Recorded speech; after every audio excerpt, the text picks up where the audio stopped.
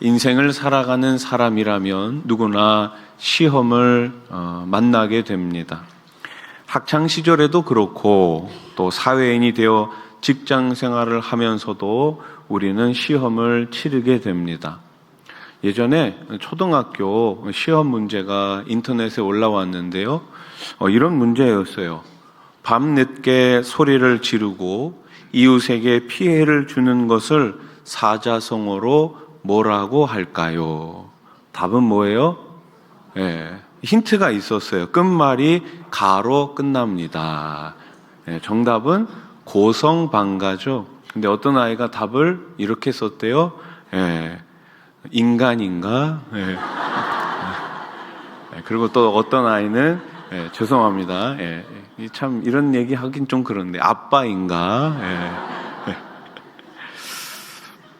시험을 좋아하고 즐기는 사람은 거의 없을 겁니다.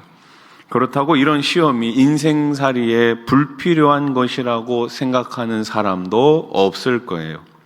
시험을 치르고 나면 대부분 자신이 어떤 부분에 취약한지를 발견하게 됩니다.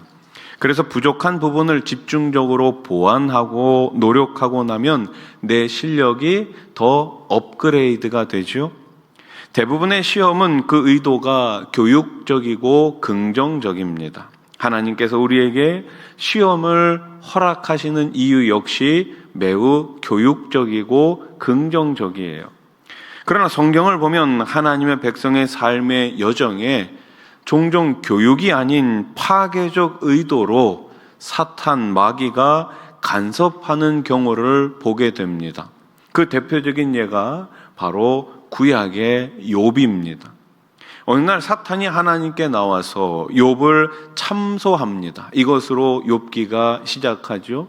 특별히 욥기 1장 10절은 이렇게 말씀하고 있어요.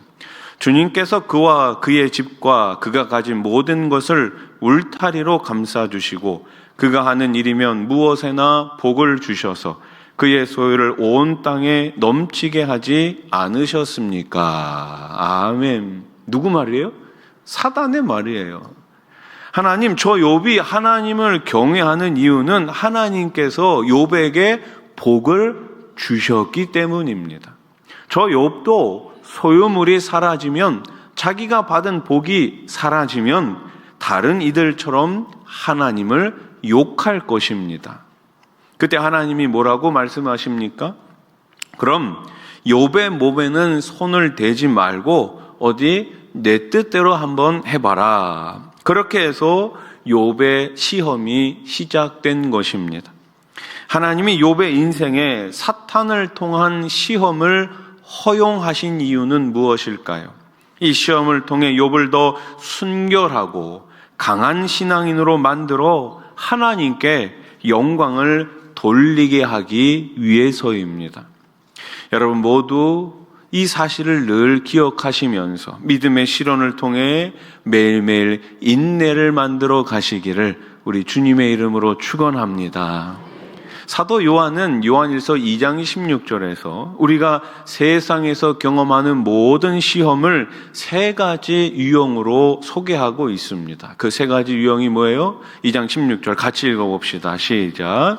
이는 세상에 있는 모든 것이 육신의 정욕과 안목의 정욕과 이생의 자랑이니 다 아버지께로부터 온 것이 아니요 세상으로부터 온 것이라. 아멘. 세 가지 유형이 뭡니까? 육신의 정욕, 안목의 정욕, 이생의 자랑이에요. 에덴 동산에 살았던 첫 사람 아담과 하와도 사실 이 세 가지 시험에 직면했었습니다. 창세기 3장 6절 말씀을 보세요. 여자가 그 나무의 열매를 보니 보암직도 하고 먹음직도 하고 보암직도 하였다. 그뿐만 아니라 사람을 슬기롭게 할 만큼 탐스럽기도 한 나무였다. 여자가 그 열매를 따서 먹고 함께 있는 남편에게도 주니 그도 그것을 먹었다. 아멘. 먹음직스러운 육신의 정욕입니다. 보암직스러운 안목의 정욕입니다. 그리고 슬기롭게 할 만큼 탐스러운 이생의 자랑의 시험이었어요. 그런데 두 번째 아담으로 이 땅에 오신, 마지막 아담으로 이 땅에 오신 예수님도 이 세 가지 시험을 치르는 것으로 자신의 공생애를 시작하십니다. 예수님의 시험은 우리를 대신한 시험이었어요. 우리도 겪게 될 이 세 가지 시험을 어떻게 해결해야 될지, 이 시험을 어떻게 치러야 할지 예수님께서 먼저 보여주신 것입니다. 그러면 우리 인생의 시험을 우리는 어떻게 풀어가야 할까요? 첫째는 먹는 것의 시험, 육신의 정욕에 대한 시험이에요. 오늘 보면 1절과 2절을 세 번역으로 제가 다시 한번 읽어보겠습니다. 예수께서 성령으로 가득하여 요단강에서 돌아오셨다. 그리고 그는 성령에 이끌려 광야로 가셔서 40일 동안 악마에게 시험을 받으셨다. 그동안 아무것도 잡수시지 않아서 그 기간이 다하였을 때에는 시장하셨다. 아멘. 예수님이 시험을 받으신 장소가 어디예요? 광야예요. 예수님은 며칠간 금식하셨나요? 40일간 금식하셨습니다. 이는 일찍이 하나님이 이스라엘 백성에게 광야에서 40년간의 시험을 겪게 하신 것을 연상시킵니다. 신명기 8장 2절 말씀을 보세요. 내 하나님 여호와께서 이 40년 동안에 내게 광야길을 걷게 하신 것을 기억하라. 이는 너를 낮추시며 너를 시험하사 내 마음이 어떠한지 그 명령을 지키는지 지키지 않는지 알려 하심이라. 아멘. 이스라엘 백성이 40년 동안 광야에서 시험을 받은 이유가 뭐예요? 하나님은 알고 싶으셨어요. 뭘 알고 싶으셨습니까? 먼저 백성들의 마음이 무엇으로 가득 차 있는지를 알고 싶으셨어요. 두 번째는 명령을 지키는지, 하나님의 말씀에 순종하는지 순종하지 않는지를 알고 싶으셨습니다. 그렇습니다. 이스라엘은 광야의 시험을 통해 하나님을 사랑하고 하나님의 말씀에 순종함을 배워야 했던 거예요. 우리 모두 하나님을 더 사랑하고 하나님의 말씀에 더 순종할 수 있기를 주님의 이름으로 축원합니다. 따라해 보십시오. 하나님을 사랑하고 말씀에 순종합시다. 말씀에 순종합시다. 그래야지만 시험에서 우리가 통과할 수 있는 거예요. 계속해서 보면 3절과 4절 말씀을 보세요. 마귀가 이르되 내가 만일 하나님의 아들이어든 이 돌들에게 명하여 떡이 되게 하라. 예수께서 대답하시되 기록된 바 사람이 떡으로만 살 것이 아니라 하였느니라. 아멘. 사실 예수님은 어떤 분이세요? 예수님은 완전하신 하나님이십니다. 또한 완전하신 사람이십니다. 그래서 예수님은 신성과 인성을 모두 다 가지고 계신 분이에요. 그 신성을 가지신 예수님께서 지금 이 돌들을 떡으로 만드는 것이 불가능하겠습니까? 아니요, 그렇지 않습니다. 예수님에게는 정말 쉬운 일이었어요. 그러나 하나님이 주신 능력을 남용하지 않으십니다. 서둘러 기적을 행하시는 것이 아니라 오히려 하나님이 기뻐하지 않으시는 것은 하지 않으셨던 거예요. 예수님은 육신의 정욕을 위해 하나님이 기뻐하지 않으시는 방법을 사용하지 않으셨습니다. 마태복음 4장 4절에서 예수님은 이렇게 말씀하시죠. 예수께서 대답하여 이르시되 기록되었으되 사람이 떡으로만 살 것이 아니요 하나님의 입으로부터 나오는 모든 말씀으로 살 것이라 하였느니라. 아멘. 따라해 보십시오. 말씀으로 살 것이라. 그렇습니다. 우리는 육신의 정욕대로 사는 사람이 아니라 하나님의 기록된 말씀으로 사는 사람임을 늘 믿으시기 바랍니다. 사실 이스라엘이 광야를 행진하는 동안 그들은 끊임없이 물질적 욕구인 양식의 필요에 직면해야 했습니다. 오늘은 무엇을 먹어야 할지, 내일은 어떤 것을 먹어야 할지 늘 문제였어요. 그런데 하나님께서는 이들의 문제를 단번에 해결해 주셨죠. 매일매일 무엇을 주셨습니까? 만나를 주셨습니다. 그런데 참 신기하게도 이 만나는 매일매일 나가서 거둬야지만 했습니다. 여러분, 매일매일 나가서 거두는 것보다는 어때요? 일주일에 한 번 나가서 일주일치 양식 걷어오면 좋잖아요. 안 좋아요? 예. 여러분 장 보러 가실 때 매일매일 가시지 않잖아요. 예. 며칠 동안 먹을 거를 미리 예상하시고 한 번 갔을 때 다 사오신단 말이에요. 마찬가지로 이 만나도 한 번 나가서 일주일치 양식, 한 달 양식, 1년치 양식을 한꺼번에 수확할 수 있다면 얼마나 좋았겠습니까? 그런데 하나님께서는 그렇게 주시지 않으셨어요. 하나님은 그날에 필요한 양식을 거두게 하셨습니다. 만약 이들에게 1년치의 양식을 주셨다면 이스라엘 백성은 10년치의 양식을 구했을 것이고 10년치의 양식이 주어졌다면 그들은 100년치의 양식을 구했을 거예요. 이것이 바로 타락한 인생의 육신의 정욕이요 물질의 탐욕인 것입니다. 하나만 있으면 불안해요. 그래서 2개를 가지려고 애를 씁니다. 2개를 가지고 있는 순간 다른 사람들이 보이기 시작해요. 3개, 4개, 5개, 10개 가진 사람들이 보여요. 그러면서 나도 그들처럼 10개, 100개, 1000개를 가지려고 하는 물질의 욕심이 우리 마음 가운데 생기는 것이지요. 그래서 예수님은 우리에게 뭐라고 말씀하셨습니까? 마태복음 6장 31절 세 번역으로 같이 읽어봅시다. 시작. 그러므로 무엇을 먹을까, 무엇을 마실까, 무엇을 입을까 하고 걱정하지 말아라. 아멘. 따라해 보십시오. 걱정하지 말아라. 걱정하지 말아라. 그런데 우리는 늘 걱정해요. 왜 하나밖에 안 주세요라고 하면서 걱정합니다. 무엇을 먹을까, 무엇을 마실까, 무엇을 입을까, 육신의 정욕 때문에 걱정하지 말라는 것입니다. 그러면서 우리에게 예수님께서 하신 말씀이 뭐예요? 먼저 하나님의 나라와 하나님의 의를 구하라고 말씀하십니다. 그러면 이 모든 것을, 너희에게 필요한 이 모든 것을 더해 주시겠다는 약속의 말씀을 하셨습니다. 말씀이 가르치는 하나님 나라의 가치에 우선순위를 두는 것을 배워야 합니다. 우선순위가 중요한 거예요. 육신의 정욕대로 살 것인가? 오늘 나에게 주신 사명, 말씀대로 살 것인가? 우선순위입니다. 그리고 그날의 필요를 위해 날마다 양식을 달라고 우리는 기도해야 합니다. 사도 바울의 고백을 들어보세요. 빌립보서 4장 11절 12절. 나는 어떤 처지에서도 스스로 만족하는 법을 배웠습니다.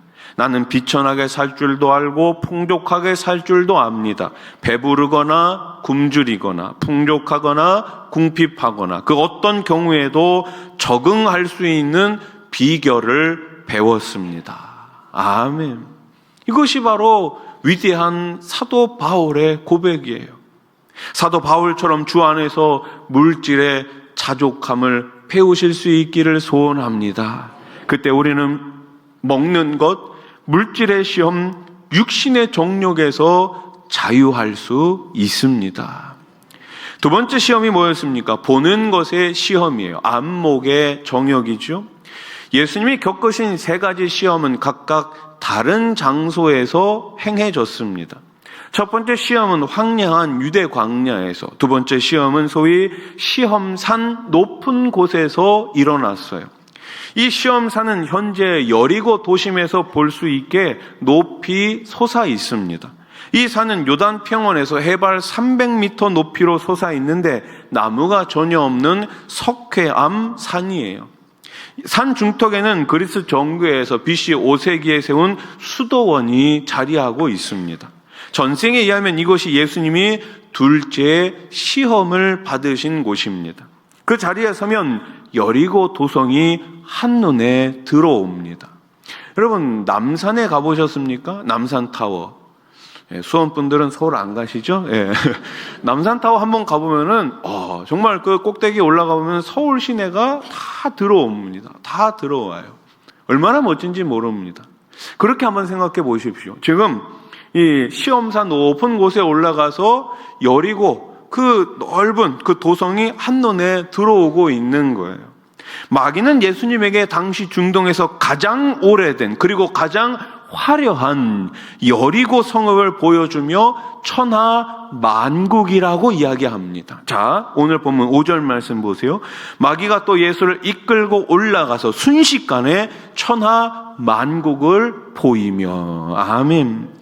이 두 번째 시험이 바로 보는 것의 시험, 안목의 정욕에 대한 시험이에요.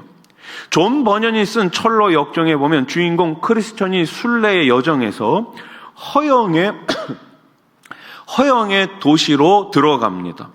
그 도시에 들어가서 시험을 당하게 되는데, 허영의 거리는 순례자들을 유혹하는 온갖 허영의 상품들을 진열해 놓았습니다. 특별히 성의 유혹도 그 중에 하나였어요. 사람들, 특히 남자들은 시각의 유혹에 정말 약점을 지니고 있죠. 이 보암직한 시험으로 정말 많은 아담의 후예들이 넘어졌습니다. 성은 하나님의 아름다운 선물이지요. 가정을 이룬 부부가 하나님을 더 잘 섬기도록 주신 최고의 복입니다. 그러나 곡해된 성의 남용은 가정과 사회 질서를 파괴시킵니다. 여러분, 사회가 무너지고 나라가 무너지는 것은 다른 것 때문에 무너지지 않습니다. 가정이 파괴되면 사회와 나라가 무너집니다. 그래서 가정이 가장 중요한 거예요. 심지어 남자가 남자를, 여자가 여자를 취하는 동성애를 통해 소돔과 고모라가 멸망당했어요. 오래전 로마 폼페이의 최후도 마치 동성애 때문에, 이 같은 동성애 때문에 무너진 것이 아니겠습니까? 여러분, 그래서 우리는 끝까지 가정을 지켜야 하는 거예요. 가정이 잘 될 때 사회가 잘 되고 나라가 잘 될 수 있습니다. 가정이 온전히 세워질 때 교회가 평안해질 수 있는 거예요. 마귀는 예수님에게 만일 나에게 절하면 다 너의 것이 되리라고 하면서 이 쾌락과 감각이 우리의 즐거움이 되리라 속삭입니다. 이때 우리가 할 말은 무엇입니까? 따라해 보십시오. 사탄아, 물러가라. 물러가라. 사탄아, 물러가라. 외쳐야 하는 것입니다. 그러면서 주 너의 하나님께 경배하고 다만 그를 섬기라. 이렇게 선포해야 합니다. 여러분, 무엇이 우상입니까? 하나님보다 더 생각하고 하나님보다 더 집착하는 것이 우상이에요. 그러면 이 우상을 어떻게 우리가 극복할 수 있을까요? 하나님께 올인하면 됩니다. 하나님께 내 전부를 맡기고 드리면 됩니다. 하나님을 최고의 가치로 섬기면 됩니다. 하나님을 최고로 사랑하면 됩니다. 가정이 세워지기 위해서는 나에게 주신 남편, 나에게 주신 아내가 최고의 사람임을 믿으면 됩니다. 그러면 되는 거예요. 곁눈질 할 필요 없습니다. 그러면 되는 거예요. 오늘 나에게 주신 가정, 오늘 나에게 주신 직장, 오늘 나에게 주신 물질, 이 모든 것이 가장 최고라고 생각한다면 우리는 안목의 정욕에 절대로 넘어가지 않습니다.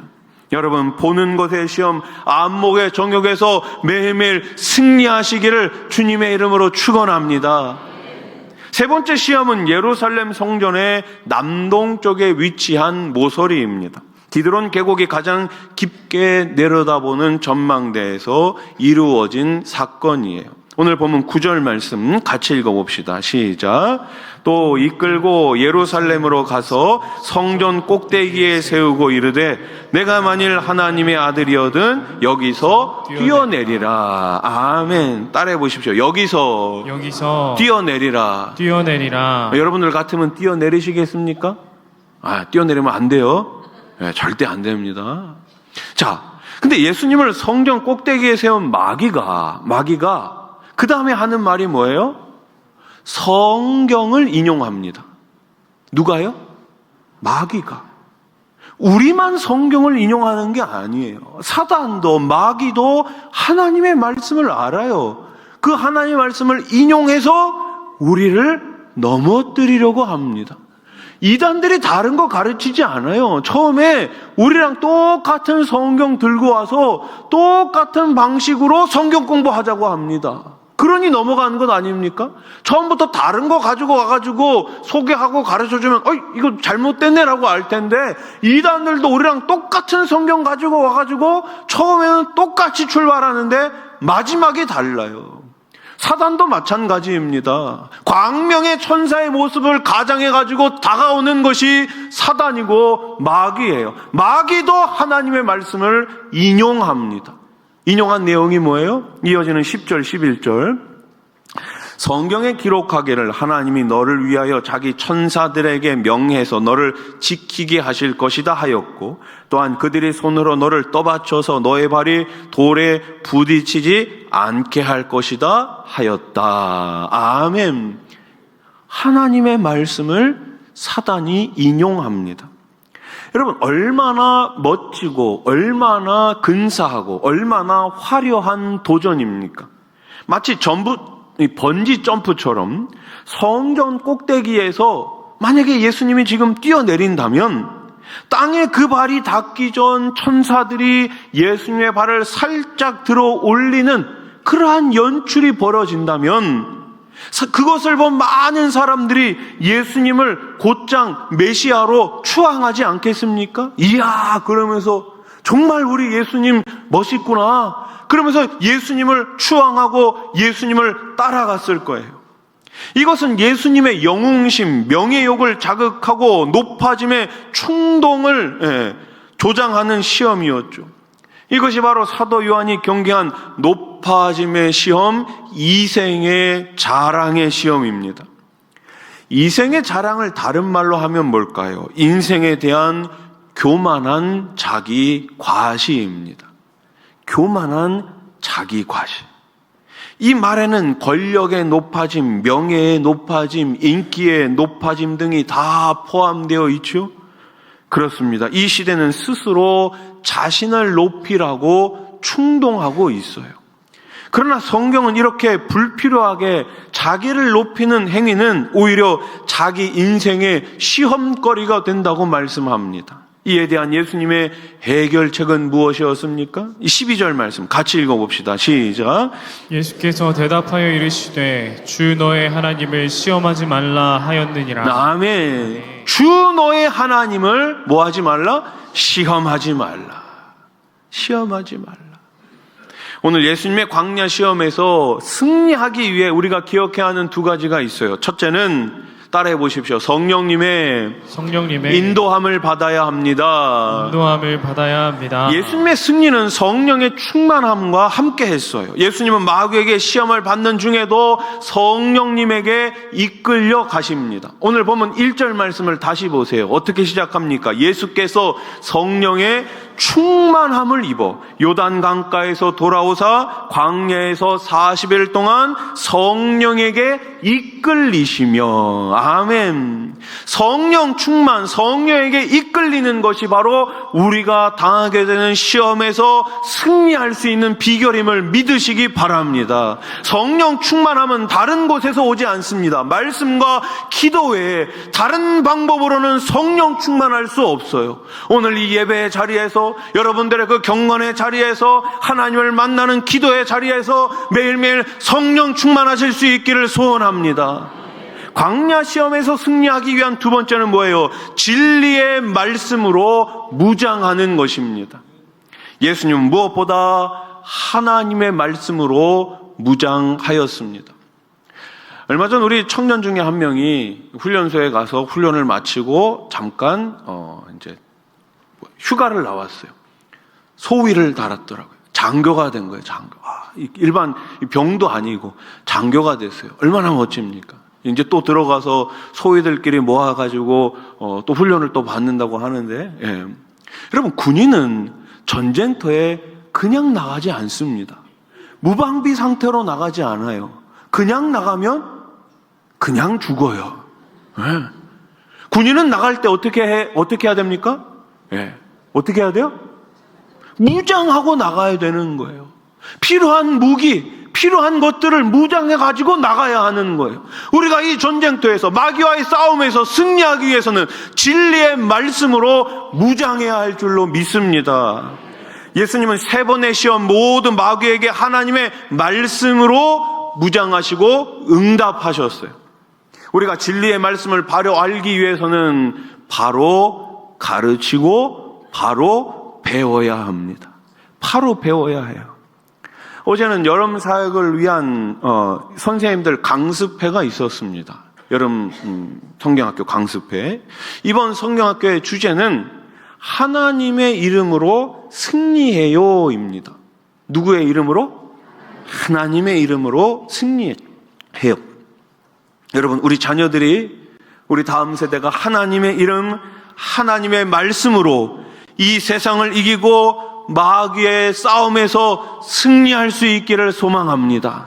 그러기 위해 우리가 먼저 성령 충만해야 되지 않겠습니까? 내가 먼저 말씀으로 무장하고 말씀 안에 있어야 우리 아이들을, 우리 다음 세대를, 우리 주일학교를 올바르게 가르칠 수 있지 않겠습니까? 예배 마치시고 2층 카페를 한번 가보세요. 2층 카페 입구에 가면은 현수막이 하나 세워져 있습니다. 그 현수막엔 이렇게 적혀 있어요. 인생에서 돈보다, 대학보다 중요한 것은 하나님을 경험하는 것입니다. 믿으십니까?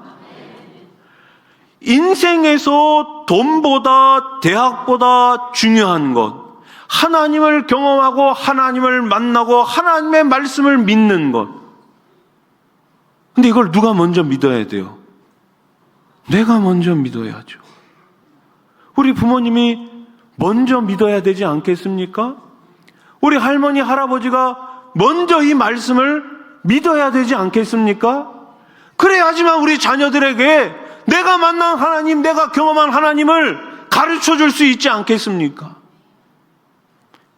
그렇습니다. 하나님의 아들 예수 그리스도를 아는 것, 그것이 바로 우리가 오늘 당하고 있는 마귀와의 싸움, 그 마귀의 시험에서 이길 수 있는 비결인 거예요. 아이자야 61이 부른 찬양 가운데 내 안에 가장 귀한 것이라는 찬양이 있어요. 내 안에 가장 귀한 것 예수를 알미라. 금은보다 더 귀한 것 예수를 알미라. 세상 지식보다 예수.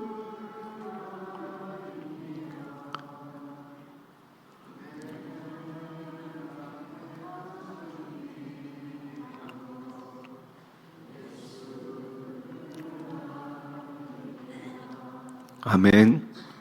여러분, 정말 예수를 아는 것이, 정말 예수를 믿는 것이 이 세상 그 무엇보다도 가장 귀한 것임을 믿으십니까? 그렇다면 그 가장 소중한 예수, 그 가장 귀한 예수, 그 예수를 잘 믿으시고 그 예수님을 잘 우리 자녀들에게, 우리 후손들에게, 우리 다음 세대에게 잘 전해줄 수 있는 저와 여러분, 우리 수원화산교회가 될 수 있기를 우리 예수님의 이름으로 축원합니다.